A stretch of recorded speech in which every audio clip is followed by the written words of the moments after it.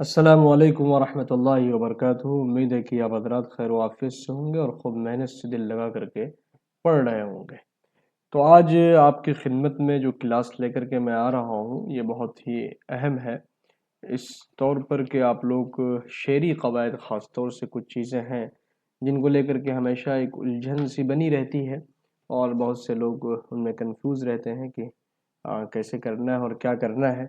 इसलिए मैंने कोशिश की है कि मुकम्मल जो हो सकता है उसको मैंने एक जगह जमा किया है और पूरी कोशिश है कि कोई चीज़ ना छूटे, लेकिन फिर भी अगर छूट जाए तो उसके लिए माज़रत, और मुझे कमेंट कर देंगे तो इंशाअल्लाह ताला हम आइंदा इसका ख़ास ख्याल रखेंगे और वीडियो लेकर के आपकी खिदमत में फिर हाजिर हो जाएंगे। ठीक है।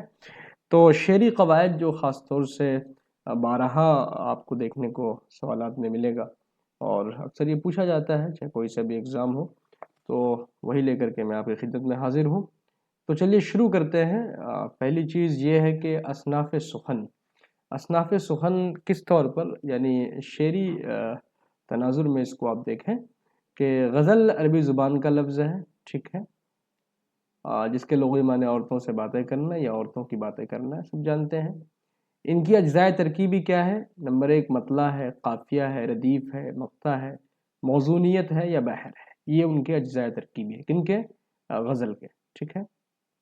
ऐसे ही आप देखिए तगज़्ज़ुल, तगज़्ज़ुल किसको कहते हैं? गज़ल का वो मख़सूस अंदाज़ बयान और तर्ज़ इज़हार जिससे गज़ल की इश्क़िया फ़ज़ा क़ायम रहती है, उसको तगज़्ज़ुल कहा जाता है। ऐसे ही क़सीदा, जिस नज़्म में किसी की तारीफ़ या हिजो बयान किया जाए वो क़सीदा होता है। क़सीदा मदहिया भी होता है और हिजविया भी होता है, आप सब लोग इससे वाकिफ़ होंगे। ऐसे ही आप देखिए क़सीदा की अज्ज़ाए तरकीबी क्या है, यानी इनके जुज़ क्या है, तो ये देख लीजिए तशबीब है, गुरेज़ है, मदह है और दुआ है। यानी ये चार चीज़ें हैं और जिनका होना क़सीदा में ज़रूरी है, ठीक है। ऐसे ही मसनवी क्या है, जिस नज़्मिया तहरीर में किसी क़स्से को मुसलसल नज़्म की सूरत में रब्त व मुसलसल के साथ बयान किया जाए। पूरी मसनवी एक ही बहर में होती है, यानी उसका जो वज़न होता है ख़ास उसी में होती है और उसके हर शेर के दोनों मिसरे हम काफ़िया होते हैं। क्या होते हैं? हम काफ़िया और हम रदीफ़ होते हैं। किसकी? मसनवी की, ठीक है। अब मसनवी की अज्ज़ा तरकीबी क्या है भाई? नंबर एक किरदार निगारी, जज्बात निगारी, वाक़या निगारी, मंज़र निगारी और ज़ुबान बयान। ये 5 चीज़ें हैं जो मसनवी के लिए बुनियादी तौर पर ज़रूरी हैं। किरदार निगारी भी होनी चाहिए, जज्बात निगारी भी होनी चाहिए और वाक़या निगारी यानी वो किसी वाक़े की ख़ास तर्जुमानी हो, मंज़र निगारी हो, यानी जब उसको बयान किया जाए तो इस तौर पर कि सामने वाले के सामने वो पूरा मंज़र पेश हो जाए। ऐसे ही ज़ुबान व बयान, जिस चीज़ को आप बयान कर रहे हैं उसमें ख़ासा महारत हो, आपको ज़ुबान और बयान आपका बहुत बेहतर हो, ये उनकी अज्ज़ा तरकीब है। किनकी भाई? मसनवी की। मरसिया क्या है? जिस नज़्म में किसी मरने वाले की मौत पर रंजो गम का इज़हार किया जाए, है ना, उसको मरसिया कहते हैं। और मरसिया के भी अज्ज़ा तरकीबी है, क्या है भाई? उनकी अज्ज़ा तरकीबी जो आप सब लोग जानते ही हैं कि 8 चीज़ें होती हैं। एक मरसिया को मरसिया बनाने में इन 8 चीज़ों का किरदार बहुत ख़ास होता है। नंबर 1 चेहरा है उसमें, सरापा है, रुख़सत है, आमद है, रिज्ज़ है, जंग है, शहादत है और फिर बैन है। ऐसे ही आप देख लीजिए नज़्म, जिस नज़्म में एक ख़ास मौज़ू पर रब्त व तसलसल से इज़हार किया जाए, यानी मंज़ूम लड़ी जिसके माने पिरोने के होते हैं, किसी ख़ास वाक़े को किसी ख़ास मौज़ू पर अपनी बात को मुनज़्ज़म तरीक़े से कहना, मंज़ूम अंदाज़ में कहना नज़्म कहलाता है। नज़्म की भी मुख्तलिफ़ किस्में होती हैं, एक पाबंद नज़्म होती है, आज़ाद नज़्म होती है, मुअर्रा नज़्म होती है, नसरी नज़्म होती है। ये सब अक़साम नज़्म है। इसका ख़ास ध्यान रखिएगा। ये पूछ लिया जाता है कि भाई आज़ाद नज़्म क्या है, मुअर्रा नज़्म क्या है, ऐसे ही नसरी नज़्म क्या है, जिसमें काफ़िया और रदीफ़ पाबंदी ना हो, वह आज़ाद नज़्म है। ये तफ़सीली चीज़ें आपके सामने आ ही चुकी होंगी और आपको ये पता ही होगा। बस मैं आपको याद दिला रहा हूँ कि ये भी चीज़ें हैं जिनको आपको देखना है और आपको अपनी जो पॉकेट डायरी है उसमें नोट कर लेना है, ठीक है भाई। ऐसे ही आप देखिए रुबाई, रुबाई के 4 मिसरे होते हैं। इसका पहला और दूसरा और चौथा मिसरा हम काफ़िया और हम रदीफ़ होता है और ख़ास तौर पर चौथा मिसरा हासिल रुबाई होता है। यानी जो चौथा मिसरा रुबाई का होता है वह हासिल रुबाई का मतलब ये हुआ कि जो कुछ शायर उसमें कहना चाहता है वो चौथे मिसरे में मौजूद होता है। ऐसे ही क़ता, ऐसे अशार का मजमूआ जिसमें कोई ख्याल तसलसल के साथ बयान किया जाए उसको क़ता कहते हैं। ऐसे ही रेख्ती, रेख्ती भी बहुत ख़ास है ये गज़ल की दुनिया में। جس نظم میں عورتوں کے جذبات کا اظہار خود عورتوں کی زبانی ہو اس کو ریختی کہا جاتا ہے۔ ایسے ہی واسوخت، واسوخت دیکھیے گا، جس نظم میں محبوب کی بے وفائی سے تنگ ہو کر شاعر اسے جلی کٹی سناتا ہے اسے واسوخت کہتے ہیں، ٹھیک ہے نا۔ واسوخت سے ظاہر ہوتا ہے کہ واسوخت کا مطلب کیسا ہوگا، جلی کٹی سنانے والا جو شاعر ہوتا ہے وہی اس طرح کی چیزیں اپنے محبوب کی بے وفائی سے تنگ آ کر کے پیش کرتا ہے، ٹھیک ہے۔ شہر آشوب، جس نظم میں کسی زمانے کی تباہی اور آبادی کا ذکر کیا جائے، مرزا محمد رفیع سودا اس بارے میں بہت مشہور ہے، ٹھیک ہے نا، شہر آشوب۔ مسدس، مسدس حالی، جس نظم میں 6 مصروں کا بند ہو۔ یہ بہت پوچھا جاتا ہے کہ مسدس کا کیا مطلب ہوتا ہے، مثلث کا کیا مطلب ہوتا ہے، اس لیے میں نے کوشش کی ہے کہ وہ چیزیں جو پوچھی جاتی ہے میں نے اس کو ایک جگہ جمع کر کے آپ کی خدمت میں حاضر کرنے کی کوشش کی ہے۔ ذرا ایک نظر آپ دیکھ لیں گے تو انشاءاللہ تعالی ہوگا یہ کہ آپ کا ریویژن اچھا ہو جائے گا، اور ریویژن ہی کسی کامیابی کی بہترین کہہ لیجئے کہ طریقہ کار ہے، وہ کامیابی تک پہنچنے کا ایک نمونہ ہے کہ آپ جتنا ریویژن کریں گے، جتنا دہرائیں گے، ایسا نہیں ہے کہ چیزیں آپ کو پتہ نہیں ہیں، لیکن ریویژن سے اور چیزیں پختہ ہوں گی اور آپ کے ذہن میں وہ بیٹھ جائیں گی، ذہن نشین ہو جائیں گے، چونکہ آپ کو معلوم ہے کہ بہت ساری چیزیں آپ کو پتہ بھی ہوتی ہیں لیکن آپ ایگزام حال میں جا کر کے بھول جاتے ہیں کیونکہ پریشر اتنا ہوتا ہے، لیکن ریویژن اتنا ہوگا انشاءاللہ تعالی، جتنا آپ ریویژن کریں گے تو وہاں پہنچنے کے بعد چاہے کتنا بھی پریشر ہو، کتنا بھی آپ کو الجھن ہو، لیکن آپ صحیح کر کے آئیں گے انشاءاللہ، ٹھیک ہے۔ مثلث، جس نظم کا ہر بند 3 مصروں پر مشتمل ہو وہ کیا کہلاتا ہے؟ مثلث کہلاتا ہے۔ ایسے ہی مسمن، جس نظم کے ہر بند میں کتنے مصرے ہوں؟ 8 مصرے ہوں، ٹھیک ہے۔ مخمس، خمس سے مطلب 5، جو اردو سے واقف ہے، عربی سے واقف ہے تو فوراً پہچان لیں گے، لیکن جو بیچارے نئے ہیں ان کے لیے ایک سمسیا ہے، مسئلہ ہے، تو مخمس 5 مصروں کے بند والی نظم کو کہا جاتا ہے مخمس، ٹھیک ہے۔ ایسے ہی چیز مستزاد ہے، جس نظم کے ہر مصرے کے بعد ایک خاص وزن کا ٹکڑا مزید کر دیا جائے تو اس کو مستزاد کہتے ہیں۔ کیا کہتے ہیں اس کو؟ مستزاد کہتے ہیں، ٹھیک ہے۔ ایسے ہی مناجات ہے، ایسے ہی خمریات ہے نا، خمریات، جس نظم میں شراب نوشی اور رند و مستی سے متعلق اشعار بیان کیا جائے وہ تو خمریات کے زمرے میں آتی ہے۔ ایسے ہی مناجات، جس نظم میں اللہ تعالیٰ کی بارگاہ میں انسان دعا مانگتا ہے، عاجزی کا اظہار کرتا ہے تو مناجات کہلاتا ہے۔ ایسے ہی منقبت، جس نظم میں صحابہ یا رسول یا بزرگان دین کی تعریف کی جائے وہ کیا منقبت کے اشعار ہوتے ہی ہیں، بہت مشہور ہے۔ اچھا منقبت گو شعرا کون ہے، ذرا اس کا نام لکھ کے بتائیے گا تو۔ اب آ جائیے صنعت پر، علم بیان پہ آ جائیے، یہ بہت خاص کہہ لیجئے کہ قواعد کا امپورٹنٹ پارٹ ہے، اس پر ذرا دھیان دیجیے گا۔ علم بیان وہ علم ہے جس کے تحت معنی یا کسی بات کو ادا کرنے کے لیے نت نئے انداز نکالے جائیں تو اس کو علم بیان کہا جاتا ہے۔ علم بیان کا جو اجزائے ترکیبی ہے، یعنی جو ان کی بنیاد ہے، جن بنیادوں کے بعد وہ علم بیان ہوتا ہے اس کو ذرا دھیان رکھیے۔ تشبیہ، تشبیہ ہوتی ہے اس میں، ہے نا، اور کسی ایک چیز کو دوسری چیز کے مقابلے میں بیان کرنے کو تشبیہ کہا جاتا ہے، یعنی اس کے جو صفات ہیں ان کو ایک دوسرے کے مقابلے میں پیش کرتے ہیں تو وہ تشبیہ کہلاتی ہے، ٹھیک ہے۔ جیسے ایک شعر ہے میر تقی میر صاحب کا کہ نازکی ان کے لب کی کیا کہیے، پنکھڑی گلاب کی سی ہے، اور خیال رہے کہ تشبیہ میں 5 باتوں کا ذکر ہوتا ہے۔ کتنی باتوں کا ذکر ہوتا ہے بھائی؟ 5 باتوں کا ذکر ہوتا ہے۔ انہیں ہم اجزائے تشبیہ بھی کہہ سکتے ہیں۔ کیا کہہ سکتے ہیں؟ اجزائے تشبیہ، یعنی ایک چیز کو دوسرے چیز سے تشبیہ قرار دینے کے لیے 5 چیزوں کا ہونا اس میں ضروری ہے۔ کیا ہے وہ؟ مشبہ ہے، مشبہ بھی ہے، وجہ تشبیہ ہے، عرض تشبیہ ہے، اور پھر حروف تشبیہ ہے۔ اب ان کا ذرا پوسٹ مارٹم کر لیتے ہیں تھوڑا سا بطور کہہ لیجئے کہ سمجھانے کے آپ کو، کہ لب کیا ہے؟ اس سے بھائی مشبہ ہے کیونکہ اسے تشبیہ دینا ہے۔ گلاب کی پنکھڑی مشبہ بھی ہے چونکہ یہ بطور مثال کے ہے۔ نازکی وجہ تشبیہ ہے، کیا ہے بھائی؟ نازکی وجہ تشبیہ ہے۔ نزاکت کے وصف کو ظاہر کرنا عرض تشبیہ ہے، اور سی حرف تشبیہ ہے۔ ایسے ہی آپ سمجھ لیجئے کہ 5 چیزیں اس میں آ گئیں اور اس طریقے سے یہ تشبیہ ہو گیا، ٹھیک ہے۔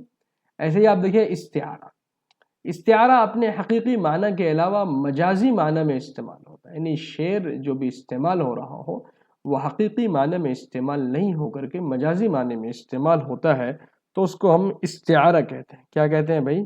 استعارہ کہتے ہیں۔ جیسے میر تقی میر کا آپ نے مشہور شعر سنا ہوگا کہ پتا پتا بوٹا بوٹا حال ہمارا جانے ہے، تو اس شعر میں جو پتے اور بوٹے، باغ اور گل کی حقیقت کچھ اور ہے، لیکن میر نے ان الفاظ کو مجازی طور پر پیش کیا ہے نا، تو اسی لیے استعارہ کی وہ مثال ہے۔ ایسے مجاز مرسل دیکھیے کیا مجاز مرسل حقیقی معنی کے علاوہ مجازی معنی میں اس طرح استعمال ہو کہ تشبیہ کے علاوہ کوئی اور تعلق ہو۔ علماء بلاغت نے اس کی 24 اقسام بتائیں۔ کن کی بھائی؟ مجاز مرسل کی 24 اقسام بتائی گئی ہیں۔ کنایہ کے لغوی معنی ہے چھپا ہوا اشارہ یا چھپی ہوئی بات۔ جب کوئی لفظ اپنے حقیقی اور مجازی دونوں معنی میں استعمال ہو تو اس کو کنایہ کہا جاتا ہے۔ جیسے آپ دیکھیں کہ بند اس قفل میں ہے علم ان کا، بند اس قفل مطلب تالا میں ہے علم ان کا، جس کی کنجی کا کچھ نہیں ہے پتہ۔ اس میں کنایہ اس طرف ہے کہ وہ علم جن کو استعمال میں نہ لایا جا سکے اس علم کا کوئی فائدہ نہیں ہے۔ بہت جانکار ہیں آپ، لیکن اس جانکاری کا فائدہ اسی وقت ہے جب اس سے لوگ فائدہ اٹھائیں۔ کنواں کتنا ہی اچھا کھدا ہو وہ کامیاب اسی وقت ہے جب اس سے لوگ پانی پیئیں۔ ٹھیک ہے بھائی، اب آ جائیے سند نگاری پر۔ سند نگاری کیا ہوتا ہے ذرا اس کو دیکھیے گا۔ سند نگاری کیا چیز ہے؟ جس طرح انسان اپنے حسن میں اضافہ کرنے کے لیے عمدہ لباس اور ہار سنگار کا استعمال کرتا ہے، ہار و سنگار کا استعمال کرتا ہے، اسی طرح کلام میں مزید خوبصورتی پیدا کرنے کے لیے جو طریقے اور ترکیبیں پیدا کی جاتی ہیں انہیں صنائع و بدائع کہا جاتا ہے۔ صنائع مطلب جانتے ہی ہیں آپ کہ انوکھا، بدائع ندرت۔ اس کی دو قسمیں ہوتی ہیں، یہ صنائع لفظی بھی ہوتی ہے اور معنوی بھی ہوتی ہے۔ یعنی جب کوئی انسان کوئی بات کہے گا، چاہے وہ شعر کے انداز میں ہو یا نثر کے انداز میں ہو، جس انداز میں اپنی بات کہے گا تو کوشش ہوگی اس بات میں خوبصورتی پیدا کرے۔ تو ان خوبصورتی کو پیدا کرنے کے لیے جو الفاظ استعمال کیے جاتے ہیں، جو چیزیں ان میں جوڑی جاتی ہیں، انہیں کو صنعت کہتے ہیں۔ اور پھر صنعت کی دو قسمیں ہوتی ہیں، لفظی اور معنوی۔ لفظی وہ ہے کہ لفظی اعتبار سے اس میں خوبیاں موجود ہوں، یعنی جو لفظ ہم پیش کر رہے ہوں تو اس لفظ میں اتنی خوبصورتی اور اتنی سادگی اور اتنا زیادہ کہہ لیجئے کہ اٹریکشن ہو کہ لوگ اس کو پڑھنے کے بعد مائل ہوئے بغیر نہ رہ سکتے ہوں، وہ لفظی ہو گیا۔ معنوی حقیقت اس کی اس طریقے سے ہو کہ وہ اتنا گہرا اور گہرائی کے ساتھ بیان کیا گیا ہو کہ سامنے والا ان کو سننے کے بعد وہاں تک پہنچ جائے جہاں تک سامنے والا شاعر اس کو پہنچانا چاہتا ہے۔ اسی میں آتا ہے صنعت تجنیس، جن کا تلفظ ایک ہو اور معنی مختلف ہو، ہے نا؟ جنس ایک ہو اور معنی کیا ہو ان کا مختلف ہو۔ وہ کیا ہے؟ سب سہیں گے اگر لاکھ برائی ہوگی، پر کہیں آنکھ لڑائی تو لڑائی ہوگی، ہے نا؟ پر کہیں آنکھ لڑائی تو لڑائی ہوگی، سب سہیں گے لاکھ برائی ہوگی۔ یعنی محبوب کو یہ گوارا ہے کہ آپ میں لاکھ برائی ہو چلے گا، لیکن اگر آپ نے میرے علاوہ کہیں اور آنکھ لڑائی تو پھر لڑائی ہوگی، پر کہیں آنکھ لڑائی تو لڑائی ہوگی۔ دیکھ رہے ہیں آپ، تجنیس طعام ہے، لفظ ایک ہے اور لفظ سے کھیلا جا رہا ہے، تو اسی کو کہتے ہیں تجنیس طعام۔ ٹھیک ہے، ایسے ہی آپ دیکھیے تجنیس محرف، یعنی تحریف کر دی گئی ہے، جن کے حروف تو یکساں ہوں لیکن حرکات و سکنات مختلف ہوں۔ اب دیکھیے شعر، دیکھیے، یہ بھی نہیں پوچھا کبھی صیاد نے، کون رہا کون رہا ہو گیا۔ دونوں ہی لکھا گیا ہے ایک طریقے سے چونکہ یکساں ہے، لیکن اگر آپ اردو سے واقف نہیں ہوں گے، سیاق و سباق کو نہیں جانیں گے، کون رہا ہو گیا پڑھ لیں گے، لیکن یہاں کیا ہے؟ یہ بھی نہیں پوچھا کبھی صیاد نے، کون رہا اور کون رہا ہو گیا، یعنی کون رہا اور کون رہا ہو گیا۔ کتنی زبردست زبان ہے یہ، کتنی مزے کی زبان ہے، تھوڑی سی گہرائی اگر آ جائے تو کتنا مزہ آتا ہے اس میں۔ دیکھیے گا، صنعت اشتقاق، ایسے الفاظ کا استعمال جو ایک ہی مادے سے مشتق ہو، یعنی وہ جو نکلا ہو وہ ایک ہی جگہ سے نکلا ہو، ان کا مادہ ایک ہو، اور پھر وہ لیکن ان کے معنی کیا ہوں الگ الگ طریقے سے مختلف ہو سکتے ہیں، تو وہ صنعت اشتقاق کے زمرے میں آتا ہے۔ جیسے تو میرے حال سے غافل ہے، پرائے غفلت کیسی، ہے نا؟ تیرے انداز تغافل نہیں، غفلت والے۔ اب اس میں دیکھیے گا کہ غافل، اس شعر میں جو ہے غافل، غفلت اور تغافل ایک ہی مادے سے نکلے ہیں، سب کا مطلب یہی ہے کہ آپ غافل ہیں۔ ٹھیک ہے، ایسے ہی آپ دیکھیے صنعت تکرار، جب شعر میں لفظ مکرر لائے جائیں اور لفظوں کی تکرار سے اصوات کی بھی تکرار، یعنی صوت آواز کی بھی تکرار پیدا ہو تو اسے صنعت تکرار کہتے ہیں۔ جیسے ہم کو شکایتوں کے مزے آ ہی جاتے ہیں، کیا کہا ہے شاعر نے؟ ہم کو شکایتوں کے مزے آ ہی جاتے ہیں، سن سن کے دل ہی دل میں وہ شرمائے جاتے ہیں۔ یہ صنعت تکرار کی ایک بہترین مثال ہے جی۔ ایسے صنعت ترصیح، شعر کے دونوں مصروں میں ترتیب کے ساتھ ایسے الفاظ لائے جائیں جو ہم وزن ہم قافیہ ہوں، یعنی ہم وزن بھی ہوں اور ہم قافیہ بھی ہوں، تو اس کو صنعت ترصیح کے زمرے میں ہم رکھتے ہیں۔ جیسے کہ پوچھا کے سبب، کہا کہ قسمت، پوچھا کے سبب، کہا کہ قسمت، پوچھا کہ طلب، کہا قناعت۔ دیکھ رہے ہیں قافیہ بھی ایک ہے، وزن بھی ایک ہے، بحر بھی ایک ہے، اسی کو کہتے ہیں صنعت ترسیع۔ ایسے آپ دیکھیں صنعت تضاد، جو معنی کے اعتبار سے ایک دوسرے کی ضد ہو۔ تضاد کا مطلب ہی الٹا ہوتا ہے، جیسے ہی تضاد کا لفظ آیا تو مطلب کچھ الٹا ہی پلٹا ہوگا، ہے نا۔ زمین چمن گل کھلاتی ہے کیا کیا، بدلتا ہے رنگ آسماں کیسے کیسے۔ اس میں آپ سمجھ سکتے ہیں کہ بھئی یہ جو زمین ہے اور یہ جو آسمان ہے، یہ دونوں ہی ایک دوسرے کے کہہ لیجئے کہ تضاد ہیں، متضاد ہیں، مختلف ہیں، تو اس لیے ان کو صنعت تضاد کے زمرے میں رکھا جائے گا۔ ٹھیک ہے بھائی۔ صنعت ایہام دیکھیے گا، یہ بہت مشہور ہے۔ کلام میں ایسا لفظ لایا جائے جو ذو معنی ہو، ایک قریبی مفہوم ہو، جس کی طرف فوری ذہن منتقل ہو، اور دوسرا مفہوم بعید ہو جو غور کرنے کے بعد سمجھ میں آئے، لیکن شاعر کا جو مقصد ہے یعنی اس کا مفہوم بعید سے ہوتا ہے، یعنی شاعر جو بیان کرنا چاہتا ہے وہ اصل میں مفہوم بعید ہوتا ہے، قریب نہیں ہوتا۔ مثال کے طور پر آپ دیکھیے گا، انہوں نے ایک مثال دیا ہے کہ ہم سے عبس ہے گمان رنجش خاطر، خاک میں عشاق کی غبار نہیں۔ تو غبار کے جو قریبی معنی دھل کے ہیں اور بعید رنجش کے ہیں، اور یہی شاعر کی مراد ہے نا۔ تو اسی کو کہتے ہیں صنعت ایہام۔ ٹھیک ہے۔ مراعات النظیر، شعر میں ایسے الفاظ لایا جائے جو آپس میں مناسبت رکھتے ہیں۔ کیا کرتے ہیں آپس میں؟ دیکھیے میں نے وہ شارٹ میں آپ کے سامنے لائے، چیزیں بہت تفصیل سے بھی ہو سکتی ہیں لیکن اس کا کوئی فائدہ نہیں ہے، چونکہ ہم سب جانتے ہیں کہ وقت اسمارٹ اسٹڈی کا ہے۔ آپ کو وہی پڑھنا ہے جو ایگزام اورینٹڈ ہو، اور مختلف چیزوں کو پڑھنے جائیں گے تو اردو تو اتھا ہے، اتھا سمندر کی طرح ہے۔ آپ جتنا گہرائی اور گہرائی میں جائیں گے تو آپ کو ایک ایک چیز، نئی چیزیں آپ کو ملتی جائیں گی، لیکن آپ کو ابھی پی ایچ ڈی نہیں کرنا ہے، اس پر ریسرچ نہیں کرنا ہے، آپ کو صرف ایگزام نکال لینا ہے، اس کے بعد جب موقع ملے تو خوب محنت سے پڑھتے رہنا ہے۔ ٹھیک ہے بھائی۔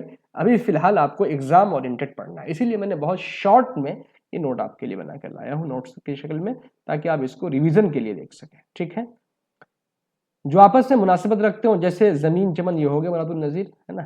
زمین چمن گل کھلاتی ہے کیا کیا، بدلتا ہے رنگ آسماں کیسے کیسے، یہ دونوں کی مثال ہے۔ ٹھیک ہے۔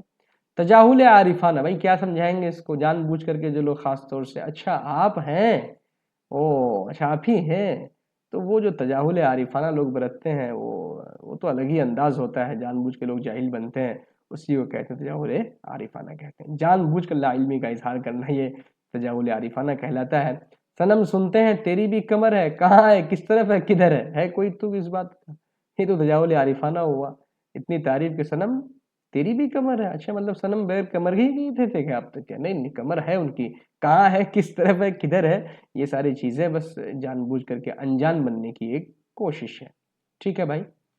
ایسے ہی دیکھیے حسن تعلیل، حسن تعلیل کسی بات یا کسی چیز کی کوئی ایسی شاعرانہ وجہ بتائی جائے جو حقیقت میں اس کی وجہ نہ ہو، ٹھیک ہے، بلکہ کچھ اور ہو، لیکن حسن تعلیل، سمجھ رہے ہیں نا، حسن تعلیل، تعلیل میں بھی حسن ہو، خوبصورتی ہو۔ جیسے پیاسی جو تھی سپاہ خدا تین رات کی، ساحل سے سر پٹکتی تھی موجیں فرات کی، تو بہت مشہور ہے، یہ اس کی مثال ہے، حسن تعلیل کی مثال ہے۔ صنعت تلمیح، تلمیح کیا ہوتا ہے کہ بھئی کسی واقعے یا مذہبی روایات کے بیان کو شعر میں جو لوگ کرتے ہیں اسی کو تلمیح کہتے ہیں، کسی واقعے کی بیان کو، خاص طور سے جب کسی واقعے کو بیان کیا جاتا ہے، حالانکہ وہ تو بہت مختصر ہوتا ہے لیکن اس کے پیچھے پورا ایک ماجرا ہوتا ہے، اور اس کے پیچھے پوری ایک کہانی اور داستان بھی ہو سکتی ہے، لیکن بہت ہی مختصر میں، ہے نا، اس چیز کو بیان کر دیا جاتا ہے، پیش کر دیا جاتا ہے، جیسے کہ آگ ہے، اولاد ہے، ابراہیم ہے، پھر کسی کا کیا، کسی کو امتحان مقصود ہے۔ بات تو بہت مختصر ہے لیکن ایک پورا واقعہ، پوری ایک داستان بیان کر دی گئی ہے نا۔ کیا وہ نمرود کی خدائی تھی، بندگی میں مرا بھلا نہ ہوا، ہے نا۔ تو یہ صنعت تلمیح کی مثال ہے۔ ٹھیک ہے بھائی۔ ایسی صنعت مبالغہ، کسی بات کو اس طرح بڑھا چڑھا کر کے پیش کرنا اس میں کوئی کسر باقی نہ رہے، اسی بات کو غلو کہتے ہیں۔ مبالغہ مطلب ہی غلو ہے، اور اس طرح کی چیزیں اردو زبان میں شاعری میں خاص طور سے ہوتی ہیں، ہوتی رہی ہیں، چونکہ بہت سارے حضرات ایسے جن کو یہ چیزیں پسند ہوا کرتی تھی اور وہ ان چیزوں کو بہت شوق سے سنتے تھے کہ ان کی بڑھا چڑھا کر کے، آج بھی ہیں ایسی چیزیں، مبالغہ آرائی سے ہر جگہ کام لیا جاتا ہے، ایسا نہیں ہے کہ چیزیں آج ختم ہو گئی ہیں، بلکہ ہر جگہ موجود ہے، جس کو کہہ لیجئے کہ ضرورت سے زیادہ چمچہ گیری، جس کو چاپلوسی کہتے ہیں، اور اگر آپ اور تھوڑی فصاحت و بلاغت کی زبان میں بولیں گے تو مداحنت پرستی جس کو کہتے ہیں، یہ ہمیشہ سے ہر زبان میں رہی ہیں، ہے نا, لفاظی کا ہی ایک دوسرا نام ہے مبالغہ, اور اسی کو غلو کہتے ہیں, اور غلو ویسے بھی اچھی بات نہیں ہے, لیکن شعراء کی یہ خاص بات رہی ہے. اگر وہ غلو نہیں کریں گے تو ان کی شاعری میں مزہ ہی نہیں آئے گا, ہے نا. تنسیق الصفات یہ ایک نئی چیز ہے. تنسیق الصفات کیا ہوتا ہے؟ شعر ممدوح کی صفات کا ذکر ترتیب وار کرنا, جیسے خوش ہو, خوش خرم, خوش اندام وغیرہ وغیرہ. یعنی ایک آدمی کی تعریف کر رہے ہیں اور تعریف پہ تعریف کیے جا رہے ہیں, اب کہاں رکیں گے کوئی ٹھکانہ نہیں, بس الفاظ پہ الفاظ, بس ان کی تعریف ہوتی رہے اور وہ آگے بڑھتے رہے, اور فلاں اور چلا چوں اور چرا اور چل رہا ہے, بس اسی کو تنسیق الصفات کہتے ہیں. ٹھیک ہے بھائی. آئیے اور کچھ چیزیں ہیں جن کو لے کر کے میں ہمیشہ دیکھتا ہوں بچے کنفیوز رہتے ہیں, اور یہ آپ کے گزشتہ سوالات میں جو میں نے بی پی ایس سی کے دیکھے اس میں چیزیں پوچھی گئی ہیں, اور ان میں اردو کی پیدائش اور ادبا کے جو نظریات رہے ہیں کہ ان کا کیا ماننا ہے کہ اردو کہاں کی پیدائش ہے, کہاں پیدا ہوئی, کہاں پلی بڑھی, اور کس نے اس کو پروان چڑھایا, اور کیسے یہ زبان آگے بڑھی. اس طرح کے سوالات اکثر پوچھے جاتے رہے, اکثر ایگزام میں پوچھے جاتے رہے ہیں. تو کیوں نہیں ایک بار ذرا ان تمام نظریات کو ہی دیکھ لیا جائے جو اکثر پوچھے جاتے رہے ہیں, تاکہ یہ چیزیں ایک بار جب کنفرم ہو جائیں گی تو انشاءاللہ تعالیٰ پھر وہ چاہے جہاں سے بھی پوچھ لیں آپ پریشان نہیں ہوں گے. آپ دیکھنے کے بعد چاہے کتنا بھی ایگزام ہال میں پریشر ہوگا آپ ان کا جواب دے دیں گے. پہلا دیکھیے, یہ 5 نظریات 10 نظریات بہت مشہور ہیں اور تھوڑے سے مشکل بھی ہیں اور پوچھے جاتے رہے ہیں, ذرا ان کو آپ لوگ نوٹ کر لیجئے گا. دیکھیے گا, اردو برج بھاشا سے نکلی ہے, کن کا نظریہ ہے؟ یہ محمد حسین آزاد صاحب کا نظریہ ہے.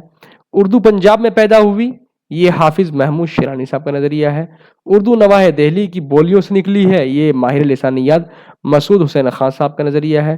اردو کھڑی بولی سے نکلی ہے, یہ شوکت سبزواری کی کہہ لیجئے کہ اپنی وہ ایک رائے ہے اور ان کی اپنی تحقیق ہے.